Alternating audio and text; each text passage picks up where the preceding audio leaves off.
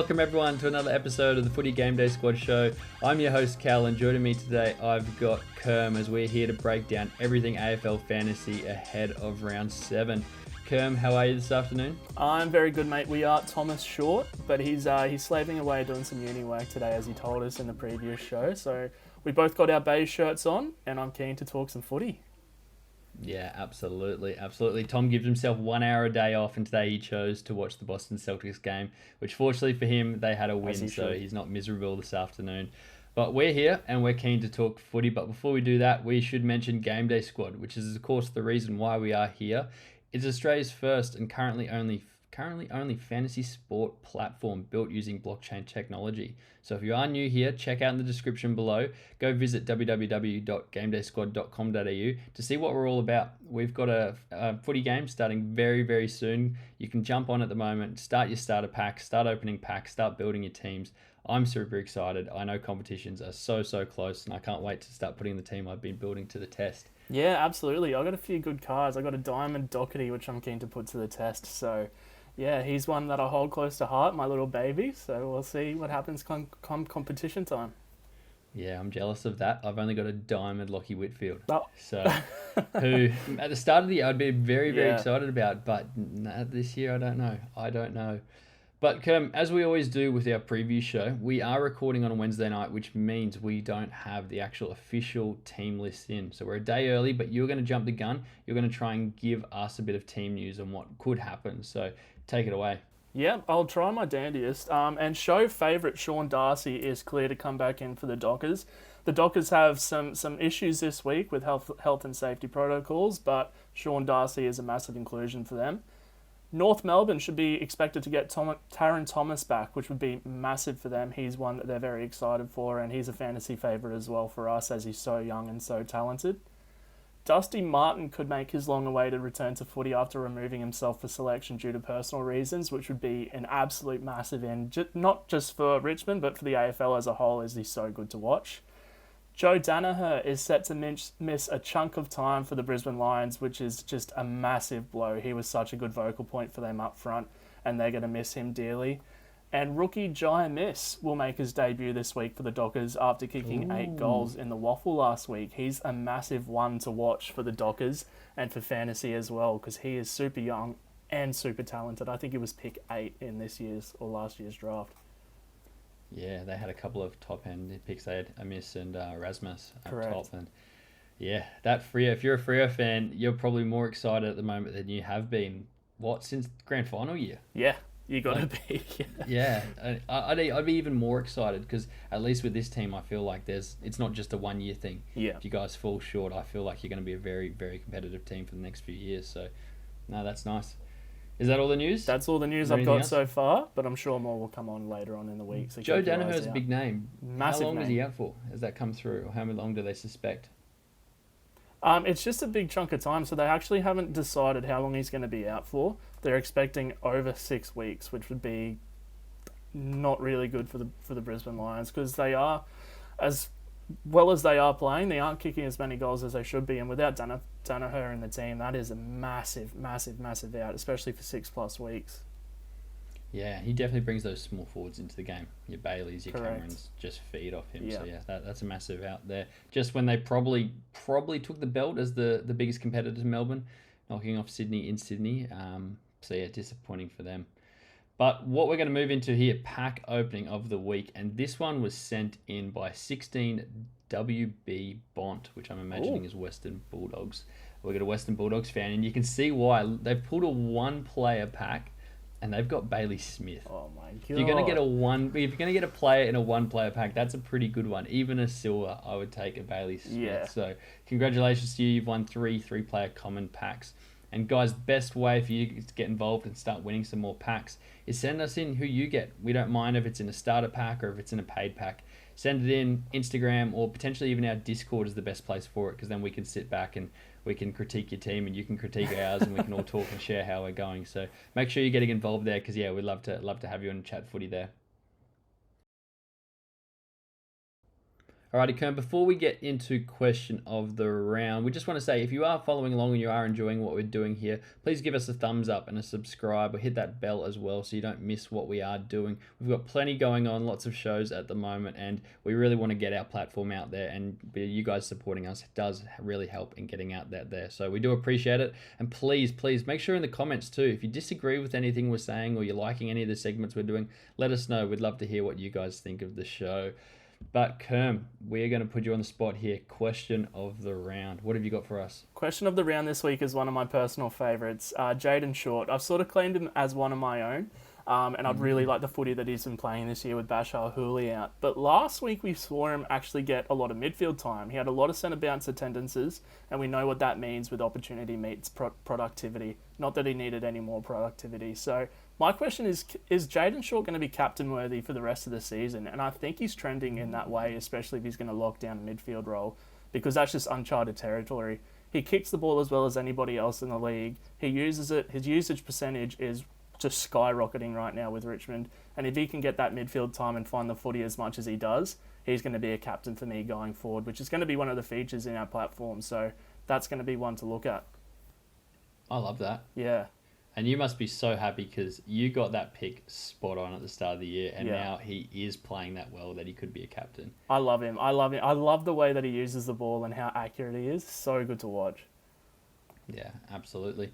And you wonder if he's playing on that half-back flank, how much more footy he's going to get if Richmond's season isn't going so well as well. But put him in the middle, that kind of negates that. Exactly. But my question of the round, I've got what first-year player is going to finish 2022 with the highest average? Things are heating up at the moment. Yeah. We got Martin again, who's we spoke a lot about in the review show, and he's averaging 95 GDS points at the moment. Dacos, exactly the same, 95 GDS points. Horne-Francis, 75. Newcomb, 92 for the Hawks. And even Rochelle is averaging 70, which for a forward is really, really good. So, awesome little draft class there at the moment. Sadly, my boy Josh Ward is not in there. He's fallen off the face of the earth. But, yeah, I want to know, who do you think would finish with the highest average for the year? And bonus question as well. If you had to pick one to have in your fantasy team for the next 10 years, who are you picking? Ooh, I'll start with that last question first. Who would I want for the next decade? I'm going to go with Nick Dacos, as I think he's going to be a long-term option for so long, and Collingwood are going to ask for that midfield time from him probably as the season goes along. So Nick Dacos for me is so exciting, and I know we talk a lot about Jason Horne-Francis. We talk a lot about Josh Ward. We talk a lot about Ben Hobbs as well, who should be getting some more midfield time soon, hopefully, because he's been starved of that at Essendon, and they need someone to go through and win the footy for him. So there is a lot of options for this for the next 10 years. I think this is going to be one of the best draft classes going forward, but Nick Dacos would be my answer. And for the rest of the year, Jai Newcomb for me is such an interesting player and has come out of the woodwork as someone who's just skyrocketed out of nowhere as a bit of a smoky. And he's playing such good footy for Hawthorn, and I didn't see it coming. I don't think anybody did. And if you asked anybody at the start of the season, will Jai Newcomb finish as the highest averaging rookie for fantasy footy, you'd be laughed at, because you had Jason Horne-Francis, Nick Dacos, the Ben Hobbses of the world, who just took the fantasy community by storm. No one even knew who Jai Newcomb was. So, yeah, I'm going to take Jai Newcomb for this one. I like it. Yeah. I like it. Maybe because I think he went through in the mid-season draft last year, so he wasn't he wasn't part of the draft class that went through. So maybe everyone had forgotten about him. But no, I like that. I like that. I'm still very unsure. I think a Dacos for this year. I just think he's going to get that opportunity. He should get more midfield time. Then that's it. Just that opportunity, more output. But I like Horne-Francis long term. He just doesn't have the consistency yet, and I don't blame him because North kind of stuff. Yeah, exactly. How much can you put on North here? Not Horne-Francis. So it's a tough question. It's a good question to have, though. Yeah, one that we love at GameDay Squad, obviously being the dynasty platform that we are. It means that if you disagree with us, then you can go out and get the player that you want to have for the next 10 years, and you can own that player card for the next 10 years. And if you're all right, you're going to make a lot more money than we will. We're going to move on into our rolling dream team. So how we attack this is, because we don't have our platform completely up and running, we don't have our scoring yet. Like I said, we're so close But this is our dream team, what we'd love to do if we had access to all the player cards that are on the market. Kerm, you're going to kick us off. You've got your best team up there at the moment. We make 2 trades a week, or up to 2 trades. Yep. Have you used them? And if you have, what have you done? I've only made one, and unfortunately, I've attacked one of your best players in your current squad. I've finally removed Lockie Whitfield from my team. I've chosen this week as the week because I just don't see how consistent he's going to be going forward. He's not playing good footy. He gets a lot of junk time points, which is never what you want in a fantasy asset like Lockie Whitfield. But I've replaced him with Tom Stewart, who we spoke about in the review show just a couple of days ago. And he's really come into form. He started being a marking merchant again. You can't take the footy off him in the air. And I think he's going to run along with this form for a little while at least. So Tom Stewart comes into my team. And the only other sort of like infield decision I've made is I've put Paddy Cripps back into the mids and taken Jack Steele out and put him onto the bench. So Paddy Cripps comes in, Jack Steele to the bench. TBD to see how long that lasts, because I like Jack Steele rest of season. But yeah, Paddy Cripps comes in for this week. Yeah, I like that. Yeah. I like that. No Lockie Neal. No Lockie Neal yet. No Lockie Neal on my team either, as I bring up mine now. My trades, I had Mitch Duncan out. Yeah. And Martin in. So I won't go into too much detail here, because in the review show I did right at the end of the show in our buy sell hold segment, I spoke about that, so I won't go into that one. But the other one I've been wanting out for so long, I just had bigger needs. Zeeble is finally out. Nice. Witherden's come in and he's moved to the bench, and I've put Short onto the ground. So thank God. It was an eyesore having Zeeble in there for so long and having to get Hall out before that. So Witherden's playing really well. He fits the dynasty model. He's 23. He's averaging 100 points, and he has just been super consistent for a West Coast team that has been consistently rubbish. So yeah, he's a good one. I'm happy to bring him into the team. Yep, those are great trades. What about the hot seat now? So here we're going to put someone potentially in our team or around the ground that you want to put on the hot seat for their performances that just haven't been up to scratch lately. Who have you gone and put on this week? I've attacked one of Tom's former favourites here, and it is Jack Gunston, who's a forward for Hawthorn. He is playing absolutely atrocious footy, and he has been fantasy relevant in the past, but at the age that he's at and the injuries that he's come off, I just can't see him getting back this season. We might be able to see it again in the future. TBD, I'm not going to, take him off the planet of fantasy footy, but he's not working up the ground as much as he has in the past, getting those wing intercept marks and, working up the field and getting those kick marks inside 50s that he used to do. But they've just sort of plonked him up forward and said, you know what, be that tall forward that we want and need right now, because they just don't have that vocal point up front, and it needs to be Jack Gunston, and unfortunately that doesn't correlate to fantasy footy. So I think now's the time for him to show it, and if he doesn't show it in the next couple of weeks, he's done for fantasy this year for me. Yeah, jeez. Tom's picked a good one to miss here. Yeah, he wouldn't have liked to hear that. Back. Yeah. No, I like it. Cool. It. You're right. Weird things going on, because even like Wingard up forward just hasn't been it. So you're wondering. Hawks are playing well, but it's like... Yeah, the likes of Dylan Moore. Like, Dylan Moore's an absolute fantasy stud now, but... Yeah. Wingard who, hey? Exactly. My hot seat. I have thrown in someone that has been very, very fantasy relevant over, particularly last year. Daniel Rich. No, I like this. He's running around at the moment with an GDS average of 95 points, which for most defenders is still really, really good.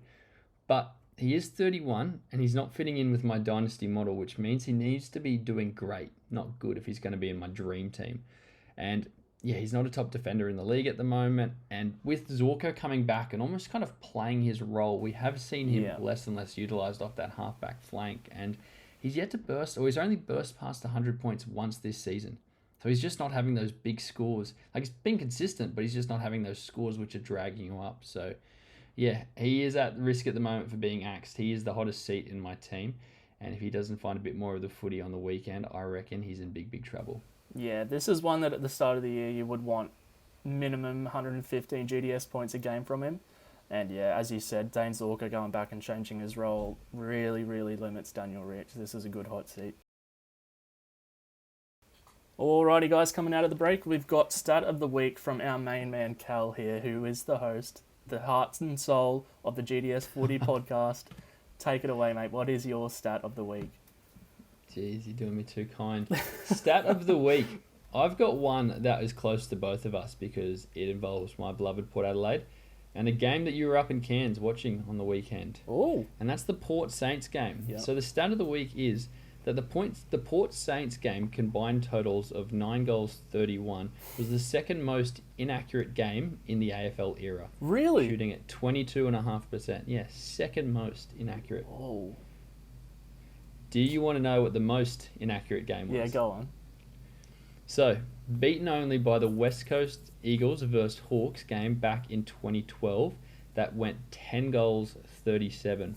West Coast were 0-12 at halftime, yet still managed to go on and win the game by 5 points.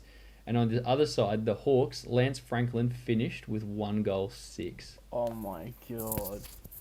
Yeah. West Coast would have had Josh Kennedy as well. At that. Only kicked 3 behinds. Very even spread on West Coast. There was no one that really did it. The 7 rush behinds, but no one that had heaps. And That's then unbelievable. Franklin stuck out with that. So, yeah, that was a crazy game up in Cairns. Yeah. At the end, watching it, I just didn't feel like any team was going to score a goal. Yeah. Which is weird. It's a weird feeling. But yeah, no, crazy, and a little bit of history there as well. That's so interesting. That's a good stat of the round from Cal. Yeah. Another stat of the round is I am still on top of the lock of the round leaderboard, as you can see there. I've gone again, and this one was extra special. So for those who've been following along, I went with Benny Keys, and I locked him in for 120 points. Tom tried to undercut me and go 110 points, and for so much there, it was looking like it was going to fall between 110 and 120, and Tom was going to be right.